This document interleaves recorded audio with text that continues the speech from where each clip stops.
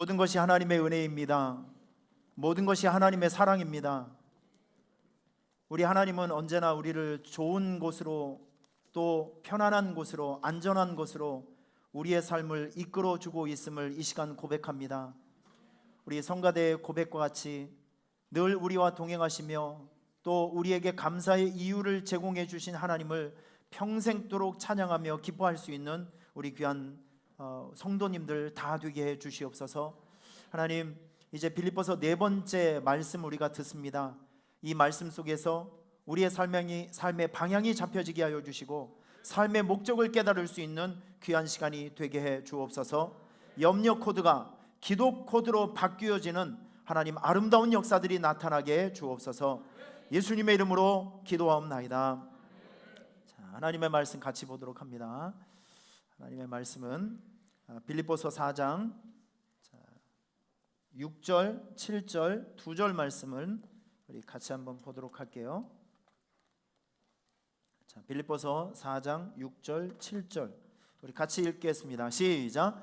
아무것도 염려하지 말고 다만 모든 일에 기도와 간구로 너희 구할 것을 감사함으로 하나님께 아뢰라. 그리하면 모든 지각에 뛰어난 하나님의 평강이 그리스도 예수 안에서 너희 마음과 생각을 지키시리라. 아멘. 자, 우리 제가 오늘 여러분들에게 핸드북 하나를 드렸습니다. 저도 설교를 하고 나면 제가 무슨 설교를 했는지 다 기억이 안 나요. 설교를 만들고 한 저도 이렇게 기억이 잘 안 나는데 그걸 들은 여러분들은 저보다 더 기억을 잘 못하실 것 같아요. 이건 냉정한 오늘의 현실입니다.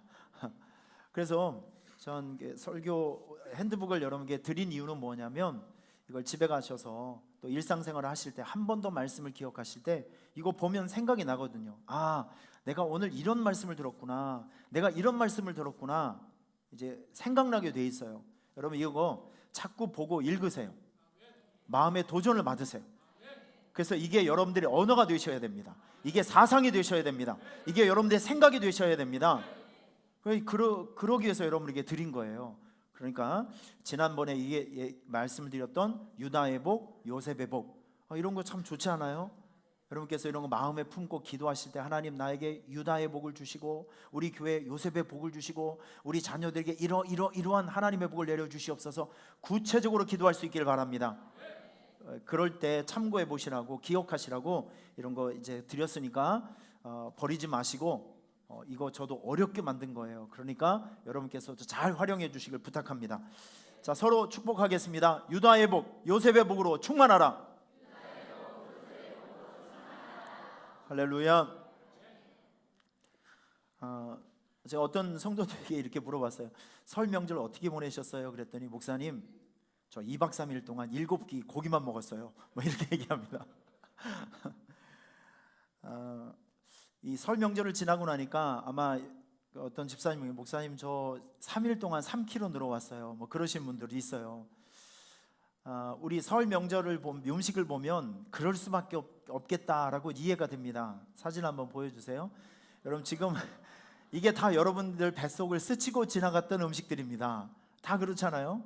그런데 설 명절 음식은 유독 칼로리가 높아요. 다 기름지고 고단백이고 칼로리가 엄청 높습니다.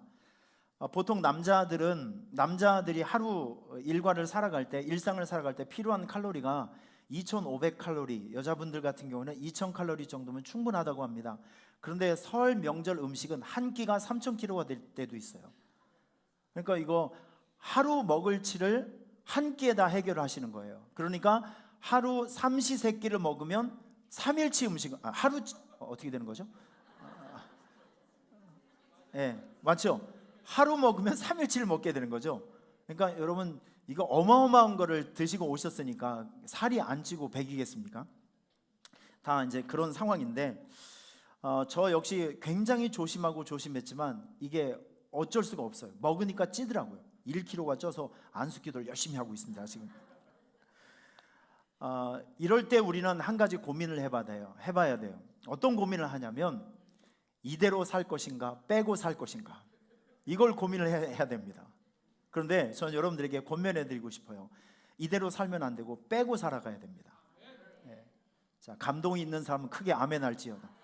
더 빨리 빠질지어다. 아주 그냥. 그런데 여러분들도 다 경험을 해보시지만 이 살 빼는 다이어트는 참 힘들어요. 그리고 잠깐 성공하지만 꾸준히 성공하는 케이스가 참 쉽지 않습니다. 이게 왜 그런가 이렇게 한번 생각을 해보니까 일단 이거는 장기전으로 가야 돼요. 이 원리는 간단하거든요. 안 먹고 많이 운동하고 적게 먹어야 돼요. 일단은 안 먹는 게 중요한 것이 아니라 먹는데도 아무거나 먹으면 안 돼요. 골라 먹어야 되고요, 까칠하게 먹어야 되고 칼로리 계산하면서 먹어야 됩니다. 그러니까 안 먹으니까 고통스럽고, 여러분 세상은 넓고 먹을 거 많습니다. 뭔 얘기인지 이해가 되시죠? 눈만 열면 먹을 게 천지예요. 그냥 오늘 아침에도 일부 예배 마치고 2층 카페에 가봤더니 사과 깎아 놓죠, 커피 뭐 이렇게 끓여 놓죠, 과자 있죠. 제가 마음만 먹으면 배 터지게 먹을 수 있겠더라고요. 어딜 가든지 먹을 게 많아요. 그런데 안 먹는 게 중요한 것이 아니라 뭘 먹느냐가 중요하더라고요. 자, 여러분 일단 성공하는 다이어트를 하기 위해서는 원리를 알아주셔야 됩니다. 일단 먹으셔야 돼요. 뭘 먹느냐? 칼로리 적은 걸 먹으셔야 됩니다. 그리고 점심 한 끼는 단단히 먹고, 어쨌든 아침과 저녁은 가볍게 칼로리 적은 거 어쨌든 때워야 됩니다. 십자가를 지는 그 각오를 가지고, 독한 마음을 가지고 이게 먹는 충동과 싸우셔야 됩니다. 그리고 중요한 거는요, 일단 저녁 때쯤 되면 간단하게 드시고 일단 운동을 하셔야 돼요. 다른 방법이 없습니다. 이렇게 차가운 눈빛으로 저를 쳐다보시는지. 왜 초장부터 목사님이 저렇게 나하고 거리가 먼 얘기를 하실까? 여러분 아니에요. 우리 건강이 있어야 주의 일도 할 수 있어요. 건강이 있어야 예배 드릴 수 있어요. 오늘 우리 성도들 가운데 몸이 아파서 예배 못 드리러 온 성도들이 수십 명이에요. 지금 애들도 독감 걸려서 못 온 애들이 굉장히 많아요. 아기가 아프니까 엄마 아빠가 교회를 올 생각을 못 하셔. 얼마나 안타까운 일입니까? 여러분 성경에 보면 우리는요 성전이래요. 하나님의 영이 거하는 성전이래요. 그러니까 우리가 기도 생활 잘하고 뭐 전도 열심히 하고 선교 열심히 하고 이런 영적인 일도 잘 해야 되겠지만, 하나님께서 여러분들에게 주신 이 육체는 하나님의 일을 할 수 있는 수단이에요. 하나님의 일을 할 수 있는 이제 도구라고요. 성가대원들이 아침에 목감기 걸리면 성가대 찬양을 못해요. 그러니까 목 관리도 잘 하셔야 되고 건강 관리도 잘 하셔야 됩니다. 자, 그런 의미에서 우리는 하나님의 영이 거하는 성전이니까 이 성전을 여러분께서 존귀하게 생각하시고 아무거나 먹지도 마시고 아무거나 하지도 마시고, 그래서 적어도 99살까지는 건강하게 사셔야 됩니다. 저는 세 자릿수를 채우란 말은 못하겠어요. 건강하게 만드셔야 돼요. 그러기 위해서는 어쨌든 기본 원리는 이렇습니다. 적게 먹고 운동하자. 적게 먹고 운동하고, 아무거나 먹는 것이 아니라 몸에 나쁜 거 좀 피하고 몸에 유익한 거 좀 먹으면서 여러분의 몸을 좀 잘 관리했으면 좋겠습니다. 이거 장기전으로 보셔야 돼요. 며칠 안 먹으면 금방 몸무게 떨어지는 건 사실인데 이게 오래 못 가요. 일단 먹으세요. 칼로리 적은 걸 먹고 적게 먹고 운동하고 적게 먹고 운동하고. 여러분 이 몸매 관리를 해보니까 보통 일이 아니더만요. 몸매 관리를 한번 해보니까 보통 일이 아니에요. 저도 이 주일날 아침에는요 웬만하면 잘 안 먹어요. 이제는요 이 먹으면 똥배가 튀어나오면 옷이 안 이뻐. 그래서 주일날이면 꾸룩꾸룩 소리가 나더라도 몸매를 유지하기 위해서 뭘 안 먹고 와요. 어째 보기가 좀 괜찮으신가요? 여러분 이게 쉽지가 않아요. 이 관리하는 게 이게 쉽지가 않아요. 그런데 중요한 건 땡기는 대로 먹으면 안 돼요. 절제가 필요합니다. 할렐루야. 우리 당분간 우리 교회 2월 달에 표를 이렇게 정하겠습니다. 적게 먹고 운동합시다. 적게 먹고 운동합시다. 자, 옆에 있는 사람 보고 시작. 적게 먹고 운동합시다. 적게 먹고 운동합시다. 네, 해봐요. 여러분 유익함이 있어요. 교회에서 들은 말은 다 어딘가는 써먹을 때가 있다니까요. 오늘 점심 먹을 때도 밥을 먹으면서 죄책감이 생길 수 있기를 축원합니다. 조금만 넣으세요.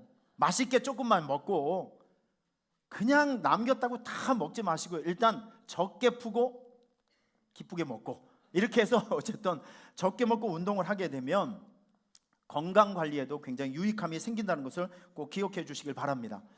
어쨌든 여러분, 설 명절이 지나갔어요. 얼른 일상으로 돌아오시고 정서도, 여러분의 몸무게도, 여러분의 마음도 원래 상태대로 돌아가는 은혜가 있기를 축원합니다. 자, 우리 사도 바울이 빌립보서를 써요. 자, 빌립보서를 쓰게 된 여러 가지 동기가 있습니다. 자, 그런데 제일 중요한 것은 이 유대인들의 공격이 있었고, 그리고 거짓 선지자들의 공격이 있었어요. 가뜩이나 믿음이 약한 사람들에게 자꾸 달라붙어서 이상한 얘기하고, 또 그리고 막 유혹의 말을 하니까 이 초대교회 성도들이, 빌립보 성도들이 혹해서 옛날로 돌아가는 거예요. 혹해서 그 사람들의 꼬임에 빠져서 믿음 생활을 포기하고 나는 이제 예수 안 믿겠다라고 배교하는 현상들이 생기게 됩니다. 이런 현상들이 생기게 해요. 자, 두 번째는 이 유오디아하고 그 다음에 순두계, 이 두 사람의 싸움이 두 사람의 싸움으로 인해서 교회가 지금 위태위태합니다. 이 보통 심각한 게 아니에요. 그래서 이런 여러 가지 일들을 잠재우기 위해서 사도 바울이 급하게 에바브로디도 편을 통해서 편지를 보내죠. 자, 너희들은 이렇게 신앙생활을 해야 된다. 지금 이런 상황 속에서는 그렇게 살지 말고 복음에 합당한 생활을 하기 위해서는 적어도 이런 그 삶을 살아가야 된다. 그 중에서 제일 처음에 지금 요구하고 있는 게 무엇이냐면 그리스도 예수의 마음을 품어야 된다. 지금 이걸 얘기하고 있는 거예요. 여러분, 그리스도 예수의 마음이 무엇이냐면 겸손입니다. 높은 자리에서 일부러 내려오신 그 예수님의 겸손, 이 마음을 배우라는 거죠. 예수님의 겸손을 배우라는 것. 자, 그리고 사도 바울이 이렇게 정의를 합니다. 당신들은 신앙생활 할 때 세 가지 원칙을 정해줍니다. 무슨 원칙이냐면, 자, 첫 번째, 예수를 믿는 그 순간부터 하나님 나라에 갈 때까지 신앙생활은 항상 한결같아야 된다. 여러분, 기복이 없어야 됩니다. 저 여러분들의 신앙이 어떨 때는 좋고 어떨 때는 나쁘고 이런 것이 아니라 꾸준할 수 있기를 축원합니다. 예배는 선택이 아닙니다. 예배는 사명입니다. 신앙생활은 기분 좋을 때만 하는 것이 아니라 내가 컨디션이 나쁘고 기분이 안 좋아도 신앙생활을 하는 거예요. 믿습니까? 우리 성가대원 여러분, 여기에서 내가 기분이 좋을 때 할 수 있을 만한 때만 상과 찬양을 하는 것이 아니라 나의 컨디션은 아닌데, 내 감정은 아닌데, 내 상황은 아닐지라도 하나님과의 약속은 지켜야 되는 거예요. 믿습니까? 신앙생활은 꾸준히 하는 겁니다. 감사생활도, 11조 생활도, 헌신생활도 꾸준히 하는 거예요. 사도 바울은 이런 걸 얘기합니다. 신앙생활은 꾸준해야 된다. 예수를 믿는 그 순간부터 우리가 하나님 나라에 가는 그 순간까지 신앙생활은 꾸준해야 된다. 자, 두 번째, 이게 참 중요합니다. 결과에 상관이 없이, 내가 기도한 것이 이루어지고 내가 소원하는 것이 이루어지면 하나님이 살아계신 것 같고 하나님을 사랑하고, 그런데 내가 이루어지는 것이, 내가 바라는 것이 이루어지지 않으면 하나님이 없는 것 같아요. 여러분, 결과에 상관이 없이 이게 내 인생이 나한테 유리하게 풀리든지 나에게 불리하게 풀리든지 전혀 상관이 없이 어떤 상황에서든지 하나님은 하나님이어야 합니다. 이게 수준 높은 신앙이에요. 내 감정과 내가 지금 하고 있는 결과에 의해서 예배가 결정되어지면 안 되고 하나님을 예배하는 것이 결정되어지면 안 됩니다. 내가 불리한 상황에 있든지 아니면 내가 원치 않는 상황에 빠질지라도 나의 삶을 이끌어 주시는 하나님이세요. 하나님을 하나님으로 존중하며 인정하며 살아가는 여러분이 될 수 있기를 주님의 이름으로 축원합니다. 자, 그리고 세 번째가 있습니다. 여러분, 사람이 있던지 없던지, 보는 사람이 있던지 없던지 간에 충성해야 됩니다. 사도 바울이 지금 이걸 빌립보에서 이런 걸 얘기하고 있는 거예요. 이런 게 복음에 합당한 생활이나, 여러분 이거 꼭 기억하세요. 이런 상황들, 신앙생활은 항상 꾸준해야 됩니다. 기복이 있으면 안 돼요. 올 한 해를 시작하면서 어떤 분들이 새로운 일들이 시작하시는 분들이 있어요. 교회 봉사를 새롭게 시작하시는 분들, 또 어떤 분들은 새벽 기도를 새롭게 시작하시는 분들이 있어요. 참 감사한 일입니다. 여러분, 새롭게 시작한 이런 일들, 착한 일을 시작하셨습니까? 의미 있는 일을 시작하셨습니까? 중도에 포기하지 않기를 바랍니다. 꾸준해야 됩니다. 일정해야 됩니다. 최근에 어떤 음식점을 한번 가봤는데 여기 제가 가서 굉장히 실망하고 왔어요. 불과 작년에 몇 개월 전에 갔을 때는 제가 막 맛있다고 칭찬을 해줬던 음식점인데 갈수록 이상해져. 여러분, 그 음식점에 대해서 어떤 호감을 느끼고 있다가 한 번 가서 아닌데? 그러면 한 번 더 기회를 줍니다. 가서 한 번 더 기회를 주는데 거기 아니야. 그러면 그 집은 영원히 가질 않아요. 여러분, 중요한 게 뭔지 아세요? 한순간만 좋은 것이 아니라 꾸준한 것이 실력이에요. 꾸준한 것이. 저는 여러분들의 신앙이 이 한결, 늘 일정한 온도를 유지하며 일정한 패턴이 있으며 일정한 그런 충성심과 헌신이 하나님 앞에 보여지기를 축원합니다.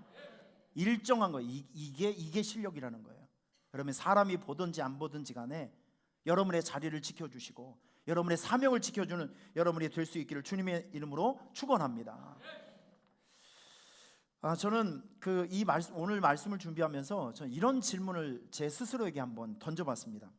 여러분, 지금 우리가 살고 있는 세상을 복잡한 세상이에요. 진짜 복잡해요. 옛날에는 단순했잖아요. 옛날에는 회사에서 선풍기를 하나 팔아먹더라도 또 뭘 하나 만들어 놓더라도 일단 회사에서 필요한 것을 이렇게 아이템을 만들어내요. 그러면 사람들이 그 회사에서 만들어낸 물건을 맞춰가면서 샀어요. 그런데 이런 심보로 요즘 물건을 만들어내면 절대 안 삽니다. 소비자가 필요한 것을 만들어내야 사람들이 제법 써요. 맞죠? 여러분, 우리 저는 자동차 이름을 소나타, 그랜저, 제네시스 이런 거 위에는 잘 머릿속에 입력이 안 되더라고요. 왠지 아십니까? 자동차가요 수십 종류입니다. 수십 종류예요. 여러분들이 좋아하시는 커피 있죠? 옛날에는 커피 한 잔 주세요라고 하면 다 나왔어요. 근데 요즘은 커피숍에 가면 수십 가지 종류가 있습니다. 그걸 어떻게 기억하고 타내는지 모르겠어요. 그것도 주의 은사인 것 같아. 아주 진짜 뭐 쓰게 달게 뭐 별별 게 다 있어요. 고기도 바짝 익혀줄까요? 중간쯤 익혀줄까요? 아니면 피가 철철 나게 해줄까요? 뭐 등등 여러 가지가 있어요. 단순한 게 없어요. 요즘은요 엄청 복잡합니다. 여러분, 그리고 요즘은 진짠가 가짠가를 구분해낼 수가 없어요. 가짜가 진짜 같고 진짜가 가짜 같고 아주 헷갈리는 세상입니다. 여러분, 이렇게 위험하고 노출되어 있고 복잡한 세상에서 제가 질문을 하나 드립니다. 어떻게 하면 우리는 그리스도인이라는 신분을 지켜낼 수 있을까? 성도라는 이름을 지켜낼 수 있을까? 하나님의 자녀라는 이런 거룩한 신분을 가지고 살아가면서 여러분들 그 명예를 어떻게 지킬 수 있겠습니까? 이게 저의 질문이었어요. 이렇게 복잡하고 힘든 세상을 살아가면서 나의 신분을 어떻게 지킬 것이며 이 성도의 이 명예를 어떻게 지킬 것이며 구별되게 살아가라니 하나님의 말씀을 어떻게 지켜낼 수 있을까?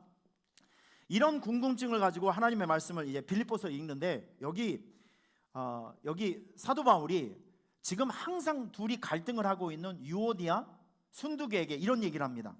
유오디아를 권하고 순두계를 권하노니 주 안에서 같은 마음을 품어라, 이렇게 얘기를 하고 있습니다. 여러분, 여기서 한번 잘 보세요.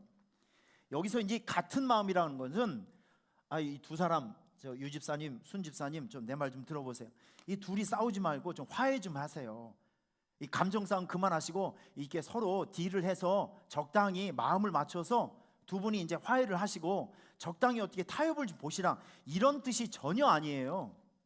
이게 지금 어떤 마음이냐, 어떤 상황이냐면 같은 마음을 품으라. 지금 여기 보면 이 유오디아와 순두계가 있죠. 이 두 사람의 갈등이 있어요. 그런데 사도 바울이 같은 마음을 품으라는 건 뭐냐면, 여러분, 지금 우리는요 예수 안에서 한 가족이 된 사람들이에요. 이게 절대적 가치라고 합니다. 누구에 의해서 어떤 상황에서든지 분리가 될 수 없는 상태, 이런 관계를 절대적 가치라고 하는 거예요. 여러분, 부부도요 어떤 순간에는 님이 여기 점이 하나 딱 찍히면 남이 됩니다. 사람이란 관계가 그래요. 어떤 상황이 생기면 아무리 친했던 사람이라 할지라도 분리가 되는 관계가 있어요. 그런데 예수님이 우리의 머리 되시고 우리가 예수님의 몸이 된 우리는 어떠한 관계, 어떠한 이물질이 끼더라도 이 관계는 분리가 될 수 없어요. 이게 교회입니다. 이게 교회라는 거예요.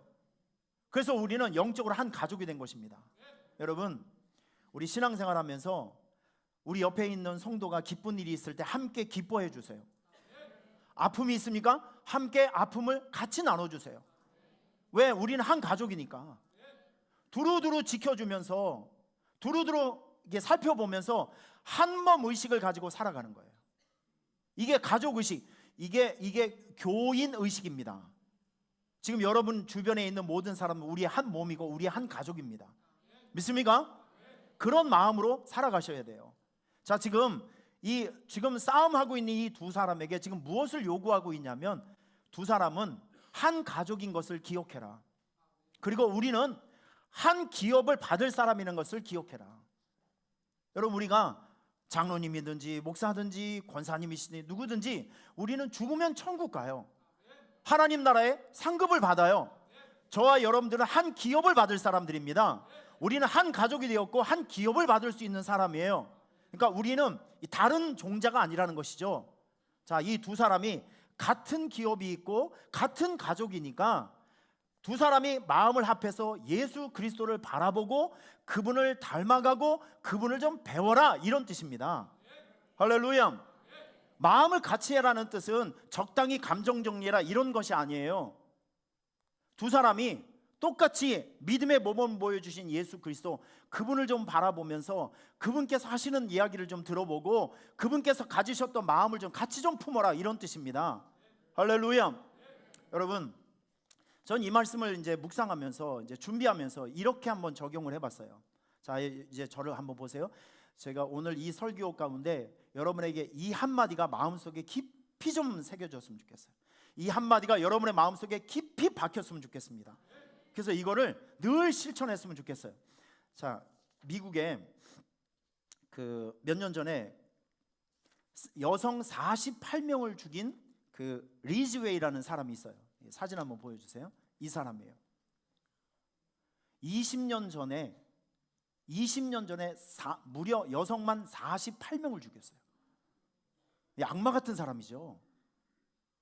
근데 옛날에는 그 과학과 기술이 발달되어 있지 않기 때문에 확실한 증거가 없어서 이 사람을, 심증은 가지만 물증이 없어서 잡아놓지 못했어요. 그런데 20년이 지나고 난 다음에 현대 과학이 발달되면서 이 사람이 진범이라는 것이 밝혀지게 되었습니다. 미국의 재판 제도를 보면 이런 게 있어요. 우리하고 좀 다른 것이 배심원 제도도 있고 뭐 여러 가지 제도가 있는데, 마지막으로 판사가 형량을 내리기 전에 가족들이 48명의 가족들이 그 얼마나 쌓인 게 많겠어요. 20년 동안 그 울분과 증오의 마음이 얼마나 많이 있겠습니까? 범인이 바로 지척에 있어요. 범인이 바로 내 눈 3m 안에 있어요. 그렇게 잡기 원했던 그 사람이 내 눈에 3m 안에 있어요. 지금 여러분 같으면 그 사람에게 뭐라고 얘기를 했겠습니까? 판사가 다 기회를 줬어요. 하고 싶은 말 한번 해봐라. 사람들이 와서 20년 동안에 그 감정 섞인, 울분 섞인 그 막 어마어마한 저주의 말을 쏟아붓고 험한 욕을 막 쏟아냈는데, 여기에 그 제이콥이라는 할아버지가 나와서 이런 얘기를 했습니다. 그런데 이 사람은 무슨 정신병이 있는지 아니면 참 이 감정에 화인을 맞은 사람인지 모든 사람의 말을 들으면서도 즐기는 거예요. 얄밉게 눈물 하나 흘리지도 않고. 그런데 제이콥이라는 할아버지가 나와서 이렇게 얘기했습니다. 한번 들어보세요. 당신은 나의 막내딸을 죽였습니다. 당신은 내 딸을 죽인 것도 모르고 있지만 그 애는 내 인생의 전부였습니다. 그 애가 죽고 난 후 20년 동안 내 인생은 지옥 그 자체였습니다. 나는 당신을 하루에도 수십 번 수백 번 저주했고 죽이고 싶은 마음뿐이었습니다.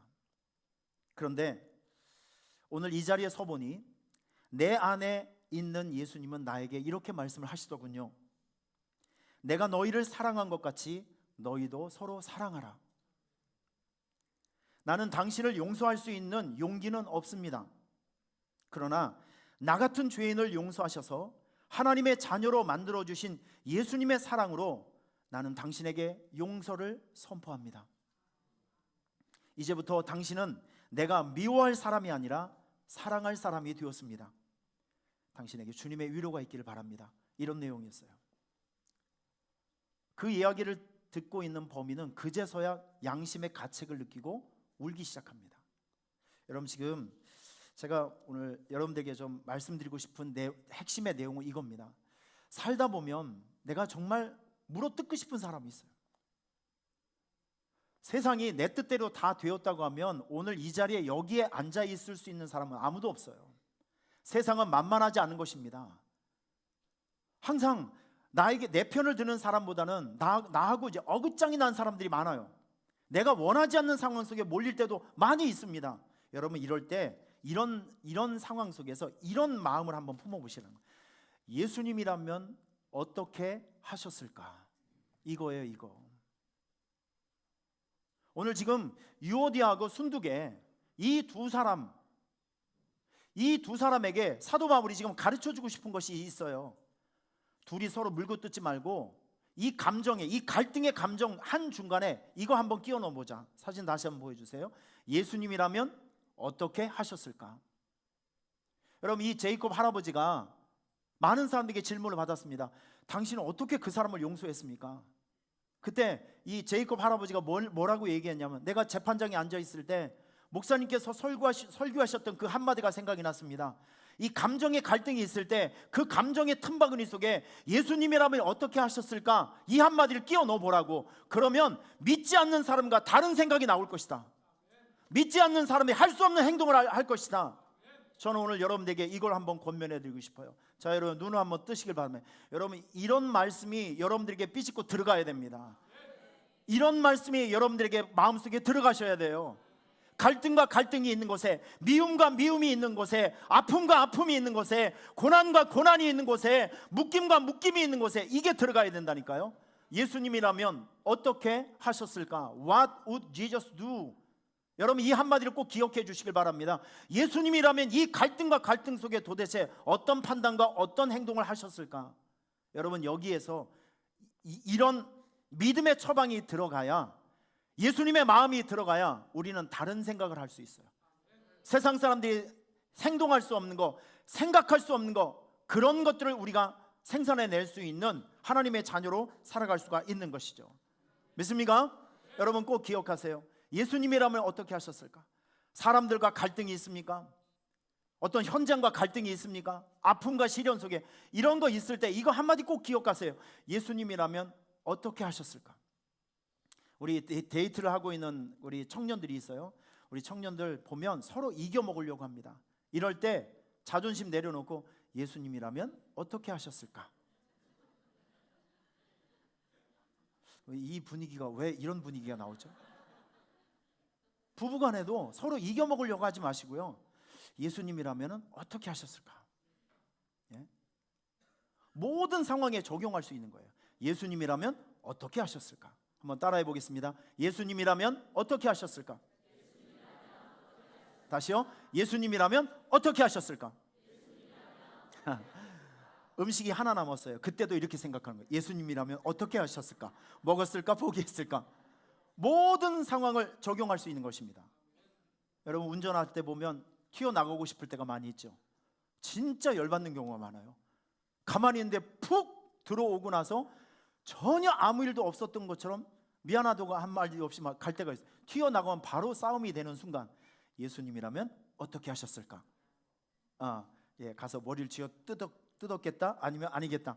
뭐 등등 모든 상황 속에서 이 말은 적용될 수 있는 것입니다. 여러분, 이 한마디를 건져가시길 바랍니다. 예수님이라면 어떻게 하셨을까? 이거 하기 힘든 일이지만 이거 해야 됩니다. 그래야 복음에 합당한 삶을 살아갈 수 있어요. 할렐루야. 여러분들에게 이 말씀의 실천이 있기를 축원합니다. 적어 놓으세요. 핸드폰에도 적어 놓으시고, 예수님이라면 어떻게 하셨을까? 예수님이라면 어떻게 하셨을까? 한 일주일만 훈련하시면 여러분들은 상당한 믿음의 진보가 있을 줄 압니다. 자, 오늘 사도 바울이 이 빌립보서 4장을 툭 진행을 하면서 복음에 합당한 생활을 하기 위해서 세 가지 원칙을 줍니다. 자, 이거 여러분 꼭 기억하셨으면 좋겠어요. 세 가지. 주 안에서 서야 된대요, 너희들은. 자, 주 안에서 서라. 여러분, 이게 좀 다른 의미가 있는데, 그냥 우리 4장 1절 보면, 나의 사랑하고 사모하는 형제들, 나의 기쁨이요 면류관인 사랑하는 자들아, 이와 같이 주 안에서 서라, 이렇게 말씀하고 있어요. 자, 영어 성경을 보니까 stand firm in the Lord in this way. 이 stand firm이라는 것은요, 이렇게 해석을 하셔야 됩니다. 여러분 다 저를 보세요. 미식 축구를 보면, 미식 축구 사진 한번 보여주세요. 예, stand firm이 이겁니다. 스크럼을 짜라는 거예요. 스크럼. 미식 축구를 보면 지금 여러분 보시죠. 이게 사람들이 엎드려져서 서로 어깨를 맞대고 상대방이 진출을 하지 못하도록 서로 경쟁을 하는 거 있죠. 지금 주 안에서 서라는 것이 무엇이냐면, 혼자 개인 플레이 하지 말고 어깨를 나란히 하면서 그 스크럼을 짜라는 거예요.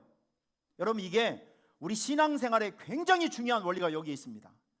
사도 바울이 지금 계속 강조하고 있는 게 무엇이냐면, 우리는 예수 안에서 하나다. 교회는 분리될 수 없는 존재다.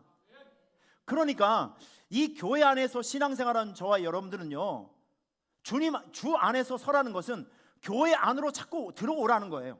사역 안으로 들어와라. 예배 안으로 들어와라. 혼자 따로따로 놀고 있으면 안 된다. 스크럼을 짜라는 거예요. 자, 다음 사진 한번 보여주세요. 옛날에 전쟁을 할 때는 이런 전쟁을 했습니다. 여러분 잘 보세요. 이 대형을 한번 보시길 바랍니다. 옛날에는 그 기동력과 그리고 군사의 수가 전쟁의 성공과 이 승패를 이제 결정짓는 중요한 요소가 사람의 숫자였습니다. 사람이 일단 많으면 승리하는 거예요. 여러분, 우리 신앙생활은요, 영적 전쟁이거든요. 영적 전쟁을 할 때 개인 플레이를 하면 반드시 집니다. 주님 안에서 서라는 것은, 주 안에서 서라고 하는 것은 무엇이냐면, 개인 플레이 하지 말고 교회 본질 안으로 들어와서 영적인 스크럼을 만들라는 거예요. 스크럼을 짜라는 것입니다. 믿음의 대형을 갖추라는 거예요. 자, 이제 여기 1시가 되면 포스터 한 장 보여주세요. 우리 교회에서 이제 15차 전도축제 우리 출정식이 있어요. 아마 올해부터 출정식과 전도축제는 사뭇 다른 방향으로 진행이 될 것입니다. 이제 우리 1, 2, 3, 4 교구가 있는데, 1, 2, 3, 4 교구가 이제 구호도 우리, 그리고 뭐 여기 발표하는 그 주제가 찬양도 각자 연습을 해서 발표를 하게 됩니다. 여러분, 우리가 이 선한 사역을 하면서 이게 스크럼을 짜는 거예요. 지금 새로운 전도의 효율을 얻기 위해서 스크럼을 만들고 있는 중입니다. 여러분, 이런 일들을 할 때 여러분들이 안으로 들어오셔야 돼요. 좋은 말 할 때 아멘도 해주고 같이 해야 되는 겁니다. 아멘. 스크럼을 짜는 거예요. 내 어깨를 빌려주는 것입니다. 내 힘을 빌려주는 것입니다. 같은 현장에 같이 서 있는 거예요. 이게 주 안에서 서라, 이런 뜻입니다. 여러분, 신앙생활 개인 플레이 아닙니다. 공동체 생활, 한몸 의식을 가지고 우리 교회와 함께 사역과 함께 움직이는 것이 건강한 신앙생활이라는 것을 꼭 기억해 주시길 부탁을 드리겠습니다. 자, 그리고 여러분 이거 보세요. 서라. 자, 두 번째는 이거 여러분 항상 기뻐하래요. 자, 이거 여러분 설명 잘 들으세요. 사업에 실패했는데 어떻게 기뻐할 수 있죠? 내가 사랑하는 사람과 배신당했는데 어떻게 기뻐할 수 있죠? 시험에 떨어졌는데 어떻게 기뻐할 수 있죠? 병을 얻었는데 어떻게 기뻐할 수 있죠? 여러분, 지금 이거 해석 잘 하셔야 됩니다. 여러분, 눈을 뜨세요. 이런 원리를 여러분께서 깨달으셔야 신앙생활에 진보가 있어요. 이거 항상 기뻐하라. 여기 오늘 본문 말씀 보니까 주 안에서 항상 기뻐하라. 내가 다시 말하노니 기뻐하라. 자, 오늘 이거 여러분에게 정확하게 제가 해석을 해드릴게요. 이 기뻐하라는요, 다른 뜻이 있어요. 어떤 뜻이 있냐면 이런 겁니다. 여러분, 하나님은 여러분들을 어느 자리로 이끌어가고 있죠? 한번 보세요. 하나님은 여러분들 지금 어느 자리로 이끌어가고 있습니까? 왜 말을 못해요? 저는 어려운 거 안 물어봐요. 답이 다 있는데. 하나님의 진행을 보세요. 하나님은 여러분들 이끄셔서 어디로 이끌어가고 있냐면 기쁨의 자리, 할렐루야, 감사의 자리, 승리의 자리, 이 방향으로 지금 이끌어가고 있어요. 하나님의 방향을 보시라고요. 하나님의 방향은, 하나님의 최종 목적지는 여러분들을 잘 이끌어서 어느 자리로? 기쁨의 자리, 감사의 자리, 승리의 자리, 영광의 자리, 이런 자리로 지금 여러분들 이동시키고 있는 중이에요. 자, 그런데 하나님은 우리의 이 이동시키는 전 영역에서 어떻게 해주시냐면 동행해 주십니다. 이게 요셉의 인생을 보면 딱 나와요. 여러분, 자, 지금 이 순간이 굉장히 중요한 순간입니다. 이거 놓치지 마세요. 지금 여기 보면 요셉을 여러분께서 한번 보시면, 자, 요셉의 인생을 보면 아버지에게 너무 사랑을 받으니까 형님들에게 미움을 받아서 이제 팔리게 돼요. 자, 여러분 보세요. 요셉이 결국 그 이집트 땅에서 무엇가 되냐면 총리가 되지 않습니까? 지금 하나님께서 그 최종 목적지를 향해서 이 요셉을 지금 이끌어가고 있는 거예요. 그 과정에 팔림도 있었고, 그 과정에 어려움도 있었고, 그 과정에 속상할 일도 있었어요. 13년의 고통의 시간도 있었어요. 그런데 여러분, 그 하나님의 이끄심이 어디로 가고 있냐면 기쁨의 자리로 이끌어가고 있다는 거예요. 이해가 되십니까? 자, 그러면 여기서 한 가지 말씀드릴게요. 지금 항상 기뻐하라는 이 뜻은 무엇이냐면 이겁니다. 사랑하는 성도요, 안심하라, 이겁니다. 이거. 이런 엄청난 얘기를 들으면서 어떻게 무덤덤하게 그렇게 들으세요? 내가 이 진리를 깨달으면서 진짜 환호성을 질렸거든요. 항상 기뻐하라. 지금 하나님께서 우리를 지금 기쁨의 장소, 감사의 장소, 승리의 장소로 지금 우리 이끌어가고 있으니까, 더군다나 우리 인생의 진행에 하나님께서 늘 동행하시니까, 사랑하는 성도들이요, 빌립보 성도들이요, 이 말씀을 듣는 여러분들이요, 모든 상황에서 안심하십시오. 지금 여러분들이 조금 어려운 일이 있든지 조금 불편한 상황이 있든지, 이거 하나님의 축복이 단절된 순간이 아니라 이 순간에도 여러분을 붙잡고 있어요. 안심하십시오. 안심하라는 거예요. 결국 하나님은 여러분들 이 자리에 서게 할 것입니다. 기쁨이 있는 장소, 감사가 있는 장소, 영광이 있는 장소, 은혜가 있는 장소, 이 장소로 하나님께서는 여러분을 이끌어가고 있다는 거예요. 이 과정 속에서 하나님은 여러분의 삶을 동행해 주시고요. 여러분, 항상 기뻐하라는 것은 항상 안심하라는 것입니다. 이해가 되십니까? 이거 한 글자 차이인데도 이게 이렇게 우리에게 느껴지는 것들이 달라요. 할렐루야. 여러분, 우리가 복음에 합당한 생활, 우리 주님의 십자가를 따라가기 위해서는 이 마음이 필요합니다. 가족의식으로 한 몸을 이루어서 한 공동체 안에서 우리 스크럼을 짜는, 같이 우리도 동역해주는 그런 마음이 필요하고, 그리고 모든 상황 속에서 하나님께서 이끌어 주시는 진행 방향을 보면서 안심하십시오. 불안해하지 말고 안심하시길 바랍니다. 자, 그리고 이게 또 한 가지만 우리 한번 설명해 볼게요. 지금 여기 보면 또 한 가지 어려운 문제가 하나 있어요. 염려의 문제입니다. 염려. 자, 여러분 이거 잘 보세요. 염려하지 말고, 자, 여러분 한번 보세요. 세상에 염려가 없는 사람이 어디 있겠어요? 염려가 없는 사람 딱 한 사람이에요. 죽은 사람은 염려가 없습니다. 맞죠? 염려는 사이클이 있어요. 사람이 태어나면 염려가 시작됩니다. 이 아이가 잘 자랄까? 얘는 공부를 잘할까? 또 키워놓으면 취직을 잘할까? 결혼할 때가 됐는데 결혼을 잘할까? 결혼을 해서는 애를 잘 낳을까? 이 애가 잘 자랄까? 사업이 잘 될까? 이게 보면 염려, 이 염려 속에 태어나서 염려 가운데 죽는 것이 사람의 인생이에요. 자, 그런데 여러분 보세요. 염려하지 말래요. 염려가 없는 사람들은 딱 한 사람입니다. 미친 사람은 염려가 없어요. 근심 걱정이 없어요. 여러분 이거 해석 잘 하셔야 됩니다. 지금 이게 무슨 뜻이냐면, 여러분 우리가 염려를 한다고 해서 일의 성공과 실패, 이게 결정되지는 않는다는 뜻이에요.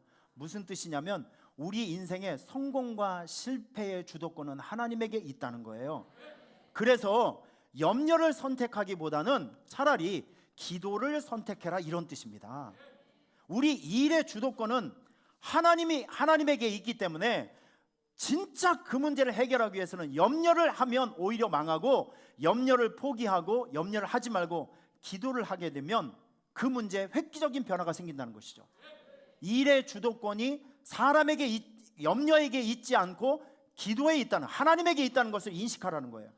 자, 여러분 제가 이게 설교 중에 대단히 죄송한 표현인데 이해를 돕기 위해서 제가 화투 이야기를 잠깐 해보겠습니다. 화투 사진 한번 보여주세요. 늘 보시는 분들도 있을 거예요 아마. 예, 느낌이 팍 오시죠? 그냥 소름도 확 눈에 띄시죠 아주. 자, 근데 이 화투 이 게임에서도 노름 성향이 제일 강한 게 도리 직고땡이라고 합니다. 패가 20장이에요. 다 나눠줍니다.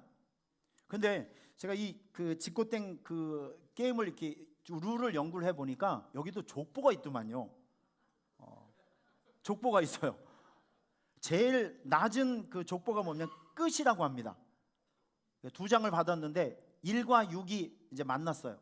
그러면 이건 이제 7끝이 됩니다. 그러면 누군가 9끝이 있으면 그 사람이 이기는 거예요. 그거보다 조금 높은 게 뭐냐면 단이라고 합니다. 청단, 홍단. 그거보다 조금 더 높은 게 뭐냐면 땡이라고 합니다. 2땡, 5땡, 7땡 이렇게 나갑니다. 그런데 여러분 여기 보세요. 이 모든 족보에 최강자가 있어요. 다음 사진 보여주세요. 모든 족보에 최강자가 있습니다. 이걸 38광땡이라고 합니다. 이걸 38광땡이라고 해요. 이거를 가지고 있으면 모든 적을 물리칠 수 있어요. 모든 족보를 다 이길 수 있어요.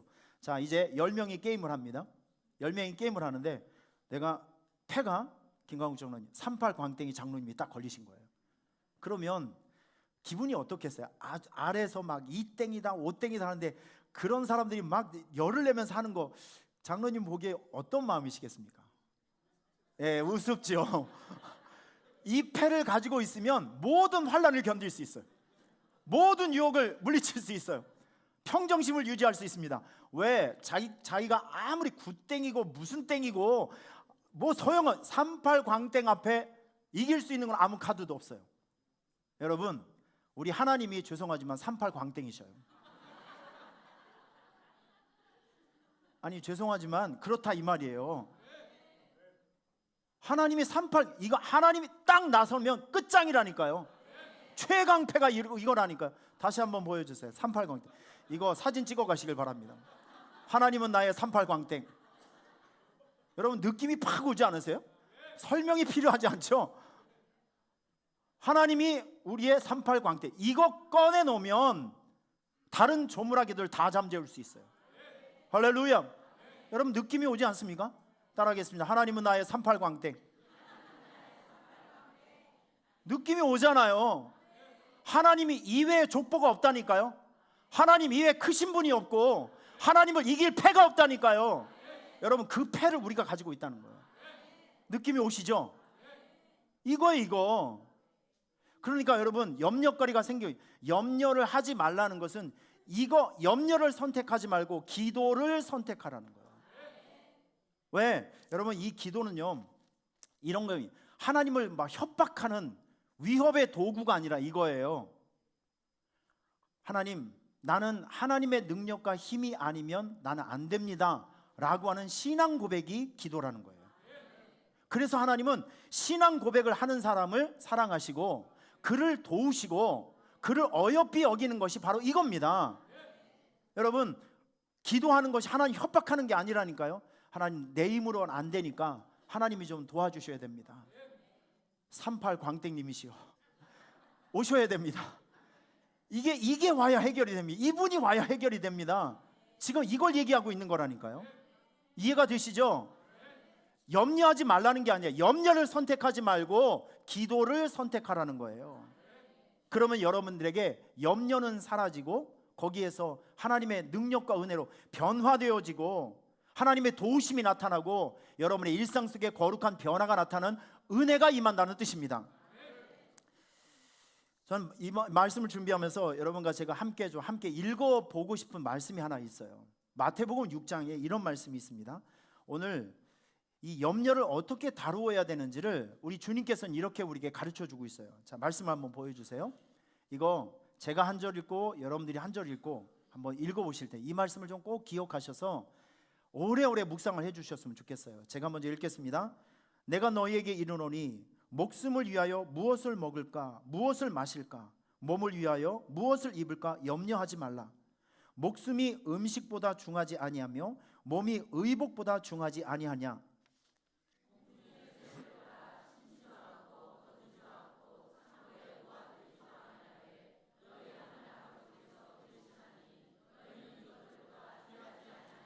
전 이 말씀을 볼 때 늘 감동이 되는 건 너희는 이것들보다 귀하지 아니하냐.